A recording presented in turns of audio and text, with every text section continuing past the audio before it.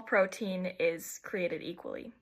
If you've been working out consistently but still not seeing the results that are matching your effort, protein might be something to look more into your diet.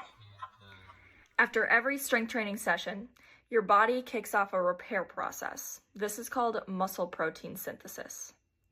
This is when damaged muscle fibers are going to rebuild and regrow stronger. This is the key to getting leaner, stronger, and boosting your metabolism from strength training. But here's the catch. Your body needs all 9 essential amino acids from your protein, especially leucine, to really flip on that growth switch for your muscle fibers. So if your main protein source is missing these, you could be eating plenty of grams of protein, but not actually maximizing the recovery that your muscles actually need.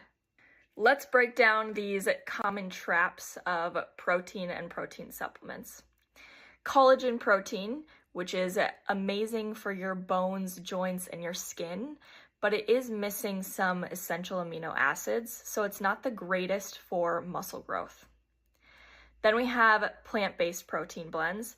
So when you see a mix of quinoa, rice, chia, flax, all in the same blend, it sounds really fancy, but usually it's just marketing and not actually real results.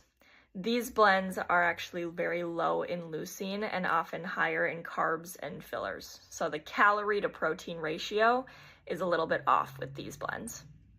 And then you have over-processed powders.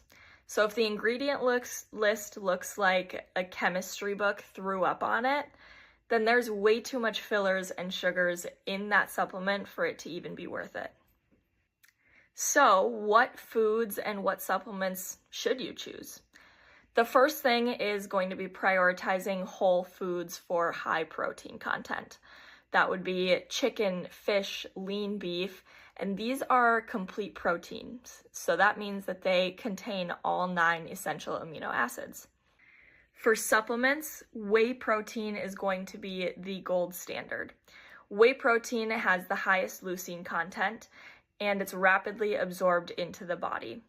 Study after study, it shows that it actually outperforms soy or casein for building lean muscle. Now, if you're plant-based, isolates like pea, soy, or potato protein are going to be your best bet. They won't have quite the leucine amount that a whey protein has, but it will have enough and give you enough protein and amino acids in order for you to have that muscle growth. These are also great options if whey protein upsets your stomach at all. A simple rule of thumb when looking at supplements or powders for protein, look for a 6-to-1 ratio of protein to calorie ratio. For example, 20 grams of protein in 120 calories or less. This will ensure that you're not paying for a bunch of sugar and fillers, and you're really just paying for the pure protein in that supplement. Now, if you're strength training, your nutrition has to work just as hard as you do.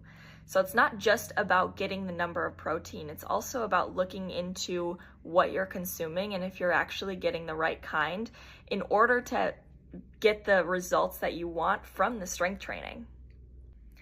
So when you've got your protein intake under control and you know how to do that and feel comfortable with that, don't just check off a box for protein.